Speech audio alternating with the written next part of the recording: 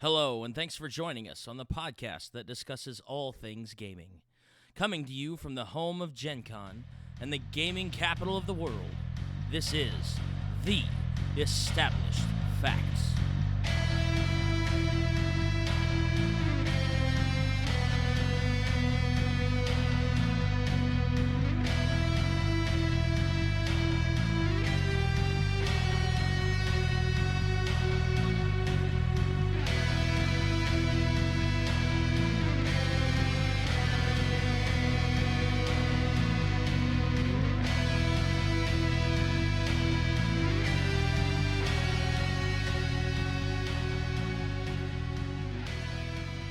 Hello and welcome to another episode of The Established Facts. This is episode 94 of The Established Facts, and I am your host, Big Don.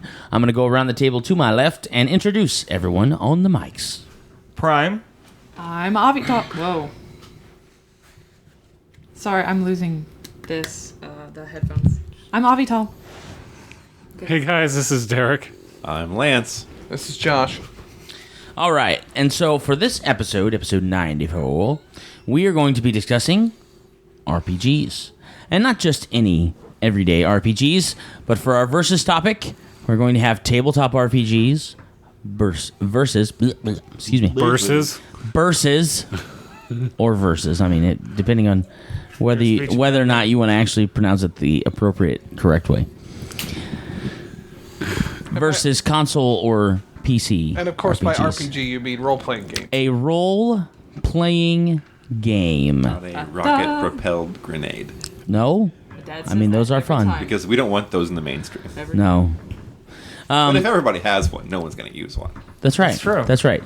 And yes, we're, as Lance did divulge, we are going to be discussing getting RPGs, role-playing games, cooperative storytelling games into the mainstream. Whether or not they can, how they could, what they might look like if they did. But we'll go ahead and start with our versus topic of tabletop role-playing games versus PC and console games, starting with Prime. I'm going to go with tabletop. I'm also going to have to go with tabletop. I'm going to have to say tabletop. I'm going to sit the fence on this one. Okay. I have to go tabletop. All right. Well, So much for verses. Yeah, seriously. So this is going to be exciting. So thank you for joining us on the tabletop episode of The Established Facts. Where's Will Wheaton? Yeah, right. Lance, Yes. you're the only one that chose anything different, so please tell us, why should we be on the fence? Because it's comfortable. Oh. So it's not a picket fence, No, obviously. or a chain link. The reason I chose both is because it depends on what mood I'm in. If I'm in a mood for hack and slash, I'm going to play online and I'm going to play video game version of the RPG. If I'm going to play with my friends, if I'm going to enjoy the story more, it's going to be tabletop. Because no matter how much you want to have a sandbox version of an RPG, there's still going to be some kind of constraints with the video game version. Whereas my imagination, which is quite limitless, as you guys all know, can only make the story more awesome in group cooperative tabletop play. So, Okay. if I just want to kill things, I'm not going to go a whole bunch of friends and roll dice to kill things when I can do that really easy by pushing one button Right. over and over again. That's true. Just hang out on Diablo 3 for 3 hours or whatever. That will get the killing monsters itch scratched, that's for sure. You know. In fact, my daughter calls Diablo 3 Kill Monsters, because that's all we do. Nice. Well, there you go. Avital, why tabletop? I mean, I haven't really played that many non-tabletop RPGs. I mean, I'm not as big into video games and computer games. As say my brother. I mean, I liked Fable 2 a lot. But I mean, for me, I don't need, as Lance was talking about, I want to go just hack and slash some things. It's really, for me, all about the story and the interaction with the other characters, which are generally in tabletop, they're people that I know. And as we have talked about recently, having all the backstory and just being able to role play out how your characters will interact, even if you have to role play for 3 characters. Right. Hey. Yeah. But no, just Schizophrenic role playing. Yes, it is.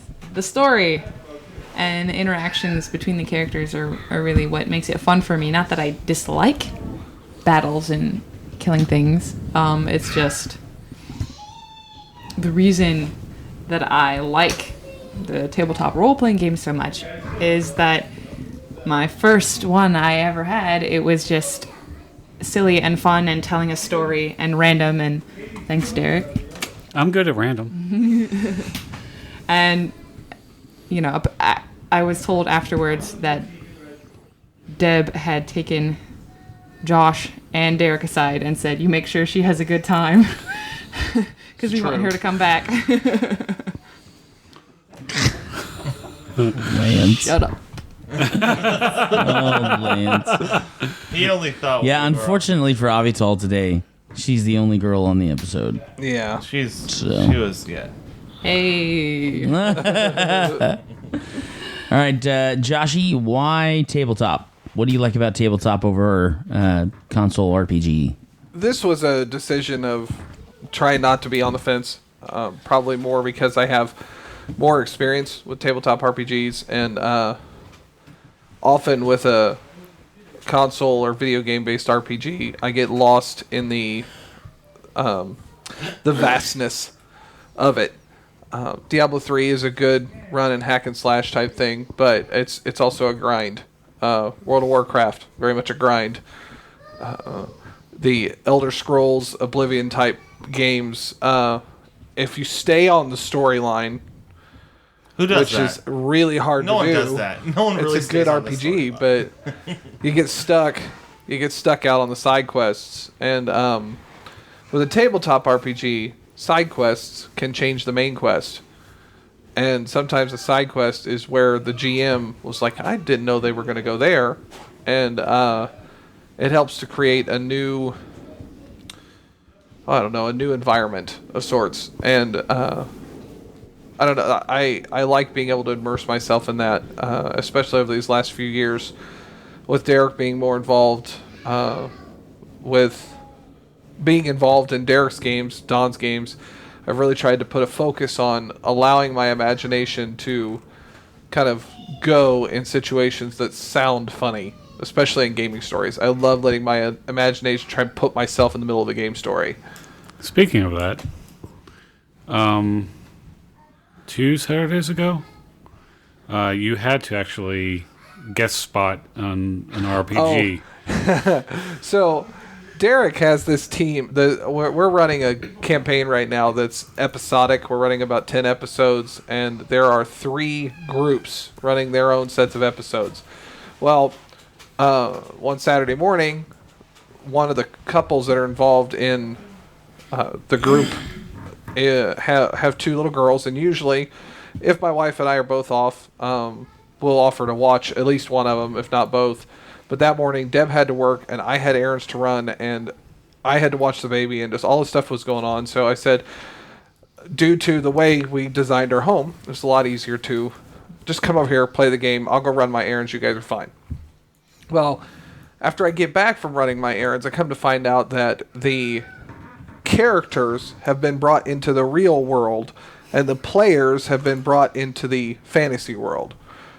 So I literally had to role play as Josh reacting to a drow with a dire wolf showing up at my front door with the 2 little girls that I was supposed to watch in the first place. So it was pretty entertaining to kind of go, break the 4th wall down there. It was hilarious. So roll to prevent from spoiling yourself at seeing a dire wolf, or was that just a natural role play it out? No, role played out. Like I interacted with Katie, Princess Katie, as everyone knew her, was playing a drow character with a dire wolf. Yeah. And she had picked up both the girls, Mike and Kayla's daughters, and brought them to my front door because they showed up in the real world at Derek's house. So I'm actually playing as a GM as a character. I have a headache. Just letting you know. It was fun. Inception the game. Welcome. Right. I wasn't fun. even in this podcast, and now I have a headache. So, Hi, Deb. Success. Hi, Deb. hi. Hi, Dr. Deb. Deb, My kid is laid down, so I decided to join you all. tabletop RPGs versus PC console RPGs. Which one? Versus topic. Tabletop. Okay. Yeah. Why? I'm so surprised. Yeah. Because, and someone's probably already said this, but I wasn't here, so I can claim complete ignorance of this. A computer is going to be limited by its CD or even by the space in it of how far can you go. Whereas a tabletop is never limited in that way. And if you want to go down that random little wood path that leads to Hansel and Gretel's house and meet the gingerbread man and whatever, you can do that in a tabletop. The computer is going to look at you and raspberry you and say, yeah, no. The world only does not exist past this point. There's a big fat invisible wall that you can't get past here. Well, crap. I want to know what that road goes to. I totally agree with you, Deb, because when I was playing the MMORPG for Final Fantasy, you would see these like interesting landscape, like mountains and stuff, and you're like, I can get over there, and then there's a invisible wall. The invisible wall that's up, Right. and no, the world is not. You can see it, Right. but no, you can't go past this. And you're like, why not? I want to know what that little cottage is right up there and know what's going on. And in a tabletop RPG, you can do that. Now the DM may be cussing you and giving you the finger the whole time yeah. for doing it, but who knows where it could be? I mean, I think of Ziri in one of our games. There was a purple house. And it wasn't even part of the... I remember this because I remember Ziri was an incredibly... she's a lore oracle, so she was a genius. And the house wasn't even part of the story. But for some reason, Ziri was fascinated by this little cottage house you walk by. And I went, Derek, I want a knowledge on that. Knowledge purple house. Because she basically could do that. Because she had so many knowledges. And I rolled like a 19 or a 20. And then I rolled it again. So, I mean, she rolled like a 60-something on knowledge purple house. So Derek had to tell me all about this purple house, which had nothing to do with the story, by the way. And so didn't end up going in and like searching it. And I mean, it was the whole like hour and a half long thing of this house. I could never have done that. It would have been, it's locked. You can't get in. Keep going. If I'm on, Yeah, exactly. PC, as opposed to it's an hour and a half of. Okay, I'm let's sorry, find out but what's in the the house. princess is in another castle.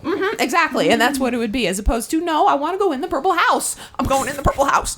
So, Lance? Okay, well, like I said, the ability to affect the game, like Deb and I are both talking about, is great for tabletop role playing. I mean, case in point, the spoon of Bill Cosby. that was a in-game creation that you would never imagine someone coming up with in an online game. Or the boots of Chuck Norris. Boots of Chuck Norris. Yes. And several other But things. tabletop RPGs do have that invisible wall. It's just the DM saying, well, you can try.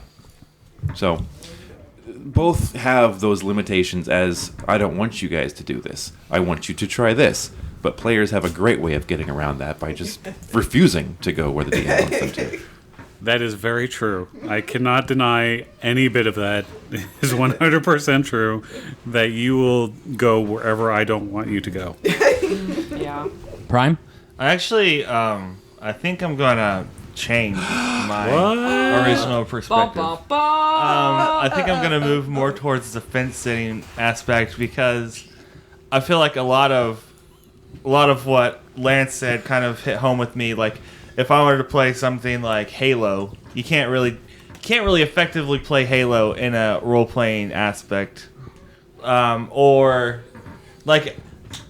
first person shooters in general. Like, you don't get the same effect. You know what I mean? So it's like, depending on what you're going for, will depend on my mood as to what I want to do. If I'm going for, But we were first-person shooter- talking specifically video game RPGs, not FPSs. Okay, all right. Well then, yeah. Okay. Well then, my original perspective still stands. Haha, Lance. I thought we were going to have a defector. I thought we were too, but So, No, I don't have anything to say. Well, there you So, go. Don, I was gonna say, Setting I thought about the fence for about 2.2, and then I thought to myself, self, as a GM and as a player of tabletop RPGs, I really enjoy the interaction of the group. And not to say that in playing PC or console games, there can't be a dynamic group aspect. But I think it is extremely difficult if you do not know the players in your group before you start playing. For example, my dad likes to play Dungeons and Dragons online.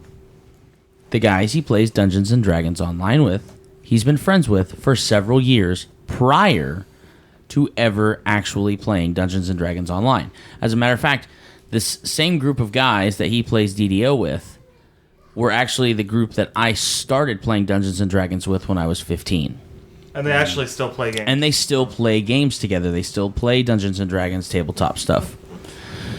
So their dynamic as a group in playing Dungeons and Dragons online is completely different than someone who would just get on, log in, create a character, and just start running. I really love the idea of what a PC console RPG can have. The problem is you run into, at least for players like myself, you run into this weird aspect where I want to complete the central storyline, because what's the point in playing a game where you're not trying to complete the central storyline? However, all of these auxiliary storylines are more interesting to me than the initial storyline. Playing Skyrim, I am so distracted by going to Riften and becoming a member of the Thieves Guild more than I'm really worried about getting another shout from the Windcallers. I really don't care about that storyline. And it's very similar to other storylines, that are seeded throughout that game. There's lots of really fun things you can do and never actually complete the game. So I feel like when you start talking about downloadable content. Yeah, well, yeah, absolutely. That's before even getting into downloadable content. So for me, I feel like the draw, the attraction to want to play a tabletop roleplay game or run a tabletop roleplay game is in the exchange that you have with the other people at the table. Even if you don't know those people, you go to a convention game, you go to a brand new group, you go to a game store where they're having an open table game and people can just walk in. You go to a Pathfinder Society game, RPGA game, like all kinds of different iterations of that. You still have a more intimate gameplay with the players at the table than you're ever going to have if you're all playing the same PC game, but you're not with each other. Or you don't know each other beforehand. And I think that, though I feel like video RPGs have really opened the door to becoming a mainstream thing, for me, tabletop role-playing games, regardless whether or not where role-play games like that started, tabletop role-play games for me are more fulfilling when it comes to playing game types like that. Dr. Deb?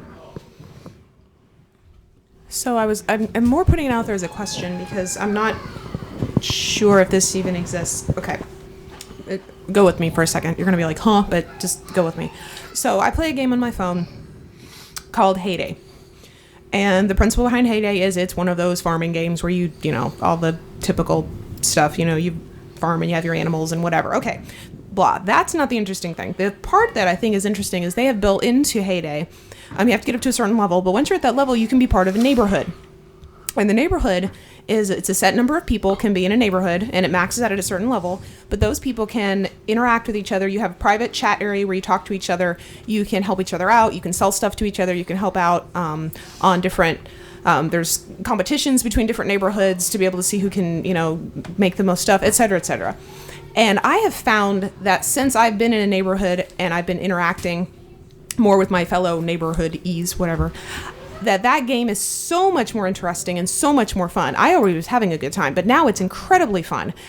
What I want to know is if any of so it's not an RPG, I know that, it's a farming game, but is it possible for an RPG to do that, for an RPG to have like a neighborhood of Skyrim players, like you're part of a little hamlet in Skyrim and you guys are working toward this mission together? Can it do that? I don't know. And so I'm putting it out there because I think that would be fascinating. I would be interested in playing Skyrim because as I said, I know these people. Like I know, Gia is the leader of my neighborhood, and I know that, this lady is from is it Slovakia? Yeah, Slovakia. And so we talk about her country, and so I know these people. And so when I come in, you're like, hey guys, hey, where have you been? You haven't been on for 2 days. What's going on? And so we've got that connection, and now we're all working together to get further in the game as a group. Can that happen? Derek? Two aspects. One, for video games, the MMORPGs was supposed to be that. Mm-hmm. However, it's basically become a place for trolls. Exactly. I was going to say, but it's not. Yeah.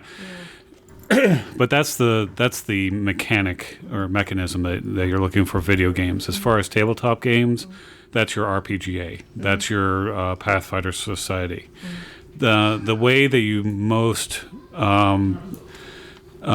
utilize Pathfinder Society is to go to other regions. So when I was in the Living Greyhawk RPGA, I would go to small conventions in other states, and like I was living in New York at the time, so I'd go to Connecticut, or I'd go off to Massachusetts, or I'd go down to New Jersey, and there were different regions there, and you would play these different scenarios which are based on different countries in the Greyhawk universe.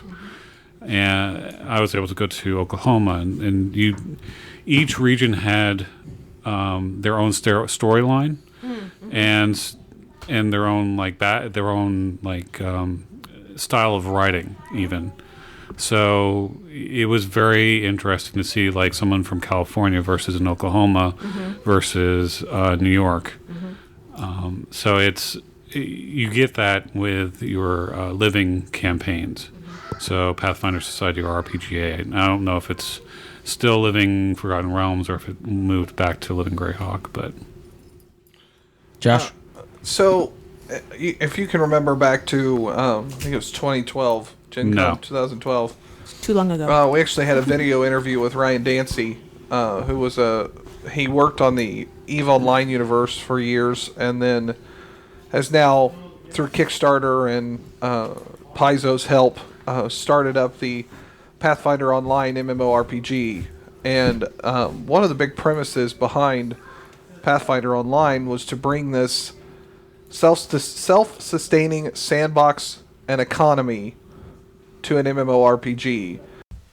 So by taking this premise of a sandbox and economic environment, they're wanting people to go and establish settlements and cities, and they're wanting the players to actually be the ones running the businesses and building the homes and going out defending the city and removing the goblin threat. And the premise being that the players would be running the city itself. So they obviously would start out with NPCs to get things up and going, to get the economy to start working.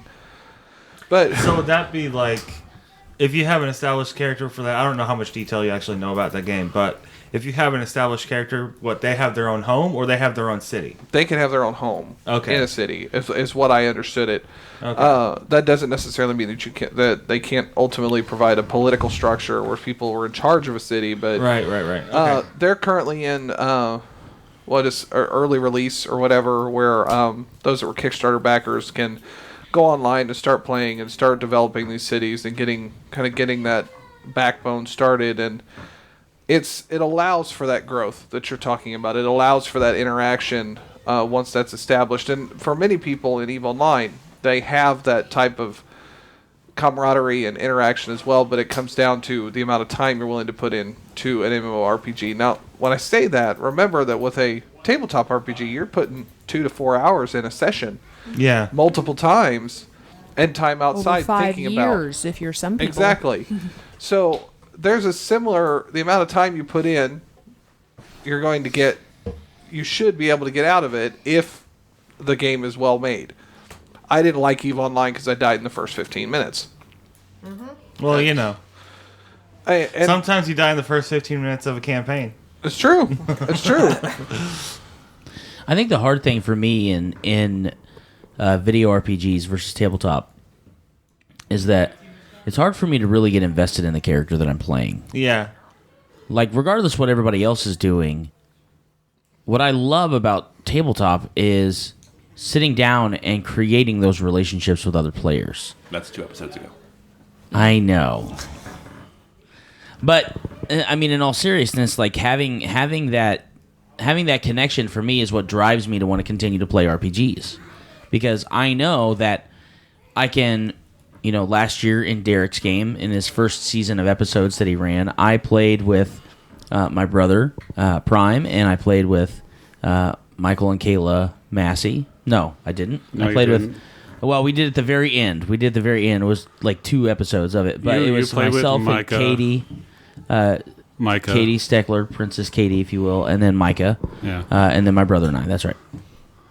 And then at the end of that season, or the beginning of the next season, I should say, that group dynamic, as it were, dissolved, and now it's a different group dynamic because now not only is my brother playing a completely different character than what he played previous, but we're also playing with a completely different group of players.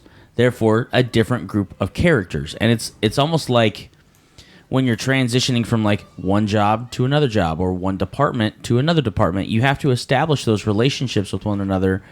And I just don't get that fulfillment out of a video RPG because the NPCs are static NPCs. They're never going to change. They're never going to have any emotion outside of whatever they've been programmed to say. And then even a lot of, unfortunately, even though the intent was probably different in the beginning, a lot of the people that play, I'm not even going to stereotype and say a lot of the people that play. There is a number of people that play video RPGs that are specifically there to take advantage of other people, whether it be through killing them as early as they can, whether it be through stealing their things, whether it be through just trolling them on the internet and constantly annoying the crap out of them to make them lose whatever passion they had for that game originally. I do not like that because I like to be able to choose the people that I play games with because the people that I play games with, I enjoy playing games with. The people that I'm playing games with online, I may not know, may be very annoying, may have really weird habits that they want to discuss online. I don't want any of that stuff in my life. So, I don't know. Don't look at me like that, Lance. It's just an example. So, I mean, for me,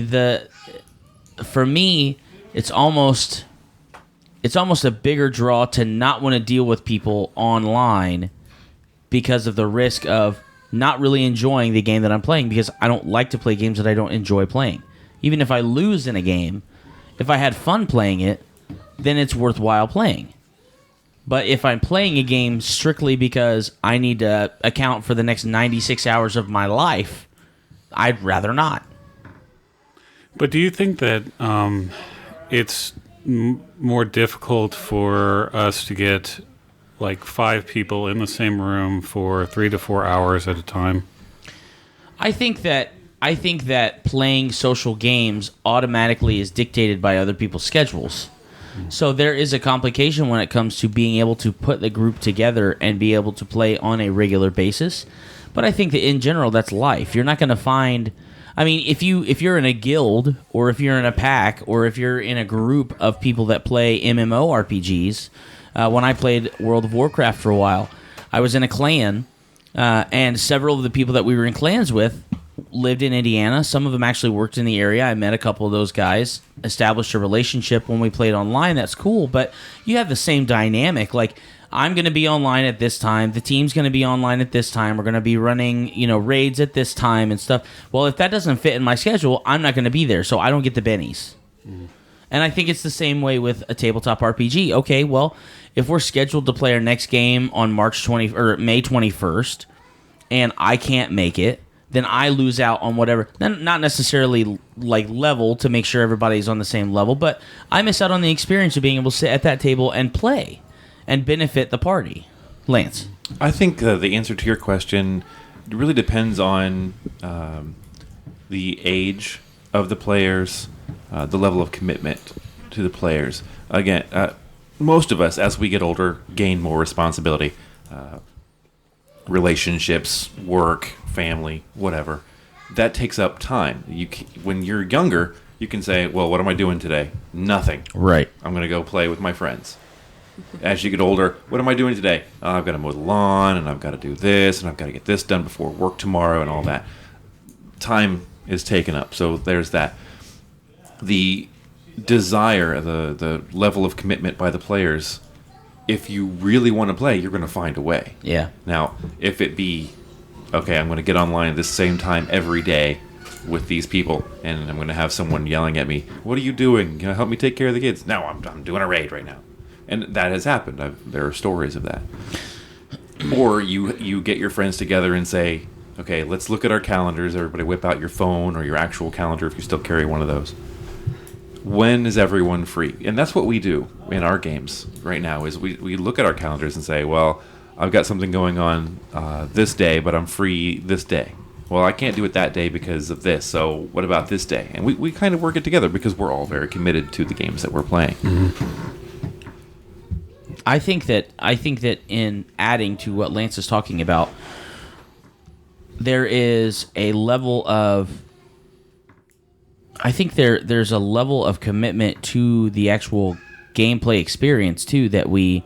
I know this is kind of skewing off a little bit from what we're talking about, but the more time you put in... For example, you were talking about as a young person, when you're playing a game, when you're setting a schedule, it's a lot easier.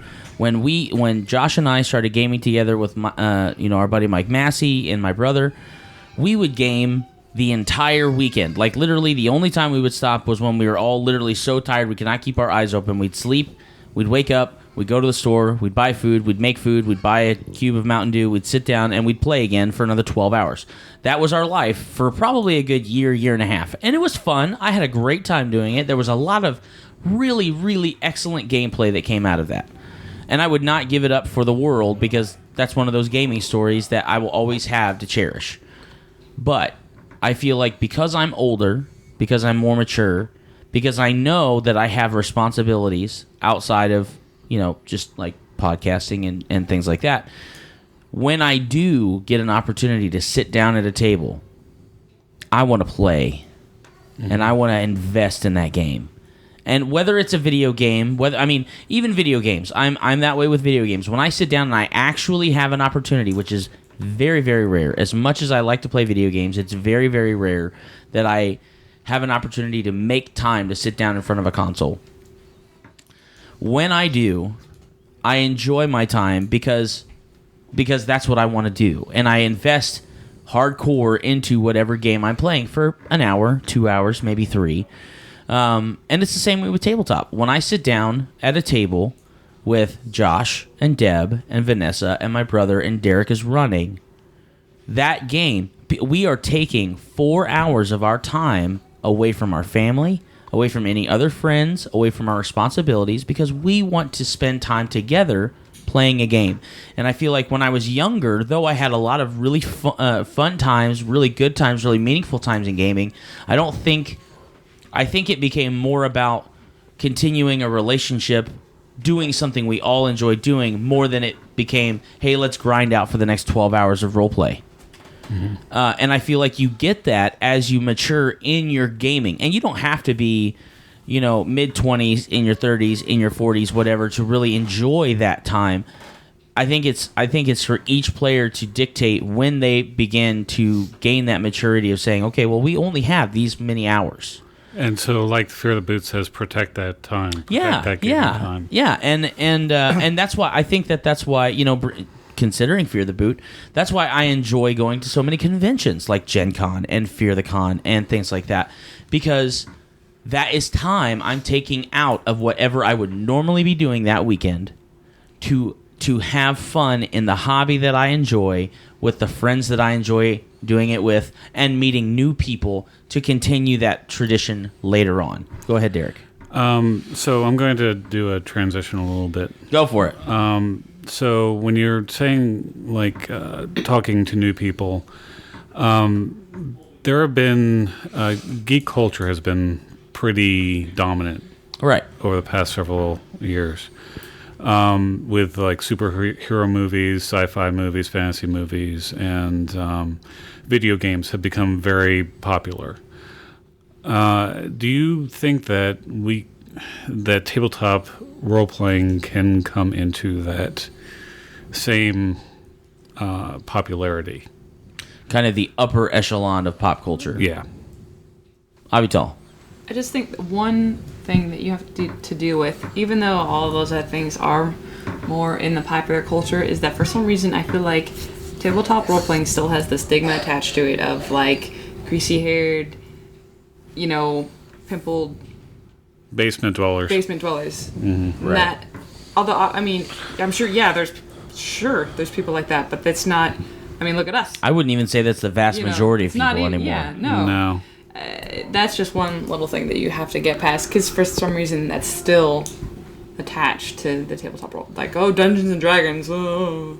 Even adding to that, and this is a conversation that I've literally had within the last few months. Adding to that, there is still a stigma that when you sit down and you play a Dungeons and Dragons game, or when you play a Pathfinder game, you are doing something so unholy that you can never be forgiven of it. And let me just say, I will be very forthright and say that I am a youth pastor at my church, and I am fully committed to my faith, but doggone it, I enjoy playing every minute of Dungeons and Dragons and Pathfinder that I have. And the conversations that I've had before with people literally have been me saying a game in itself is not innately good or evil. And if you allow yourself to sit at a table and portray an evil person doing evil things, then that game is an evil game. And if you are sitting down at a table and you are playing good characters that are going out and trying to do good things and accomplish great goals for humanity or the world or just your little neighborhood or whatever, then that in itself is a good game. But it all comes down to the players, is what it comes down to. That doesn't have anything to do with... The game is just a system. I mean, it's like sitting in front of a computer and saying, is this computer evil? Well, no. It has a hard drive like every other computer. Like, games have a mechanic like every other game. It's like if you play WoW and you decide to be the Horde instead of the Alliance or whatever. Right. That doesn't make you a bad guy that you're a Horde. Or if you, if you're playing Skyrim and you decide you're going to, be the Imperial instead of being a Stormcloak, Now, granted, Stormcloaks are racist, but well, all of the Nords are racist, which I still don't understand that. But that being said, I do believe that there are games that are designed to be a little bit more tongue-in-cheek and, Cards Against Humanity, things like that. Kobolds Ate My Baby. Kobolds Ate My Babies. Okay. That might be a little bit more a lot more moral compromising than just your everyday role-playing game.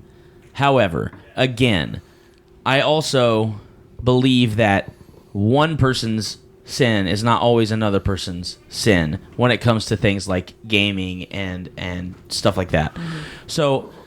So for me, I really feel like there's still... I totally agree with what Avital said. I really feel like there's still this stigma, and I really, really can't wait, if it ever happens, for people to just get over it, because it's just a game. It's an opportunity for us to sit and play a game, and it's just like reading a book.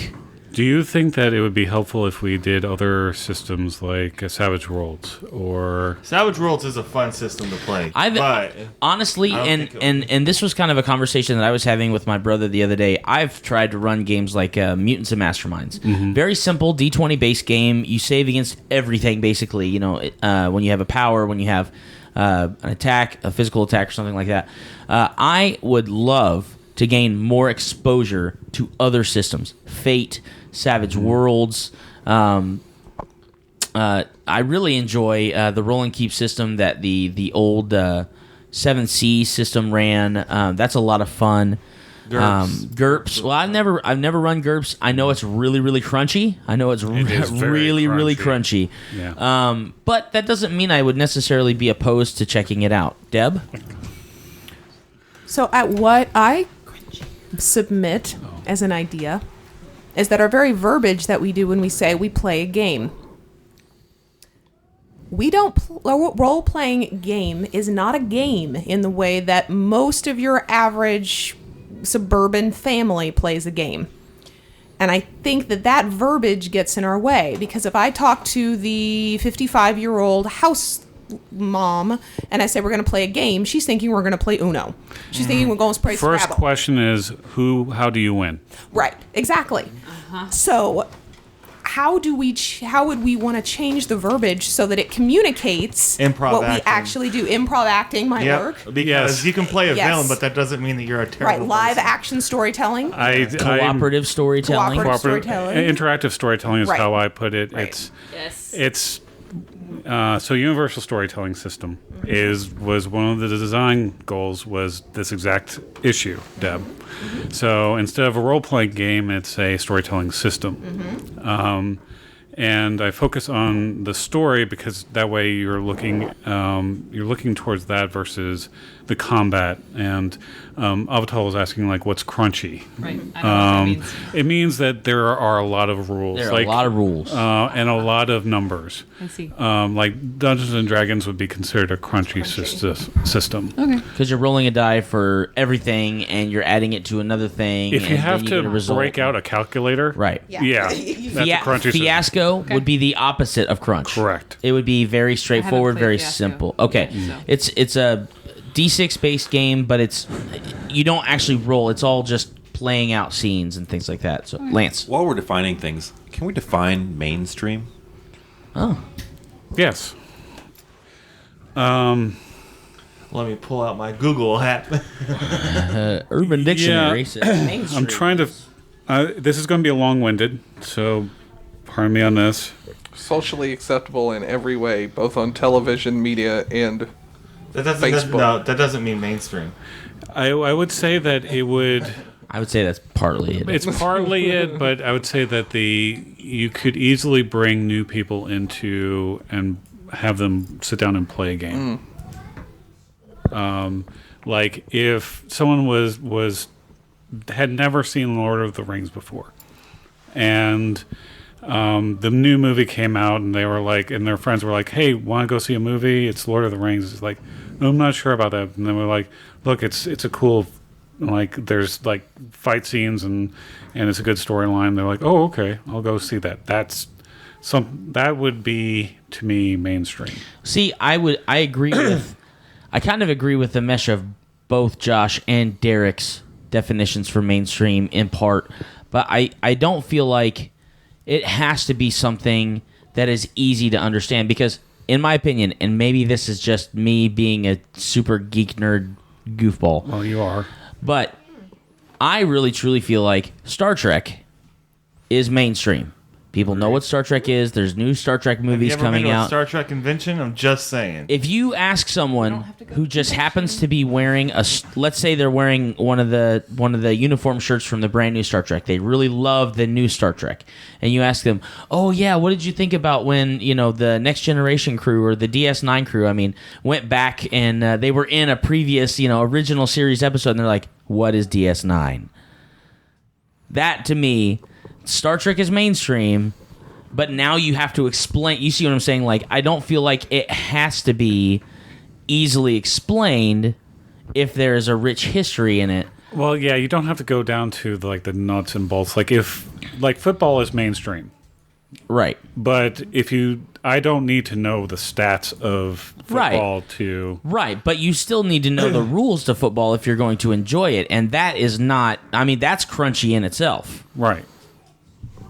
So, and that's all I'm saying. Like, I feel like your definition is accurate. I just don't think it's all inclusive. I think you can allow stuff that needs some good explanation or some good background. So what you're saying is pretty much in the public eye, but not maybe the public consciousness. Yeah, I would say that that's probably pretty accurate. I would say that for me, mainstream is something that is always on the lips of the public when you say, oh yeah, Star Trek or Star Wars or, everybody flipped out about, the Star Wars trailer, and they haven't made a Star Wars movie in years and years and years. No, I just found a definition of mainstream that I thought was pretty good. Okay, go for it. It says, the ideas, attitudes, or activities that are regarded as normal or conventional, the dominant trend in opinion, fashion, or the arts. It says conventional. Yeah. Normal or conventional. We go to conventions, so we're conventional. That's right. That's right. Gen Con's mainstream. I like that. Go. Yes, I got this. Yeah, I think that's a good way of putting it. Like cosplay became more conventional. Steampunk.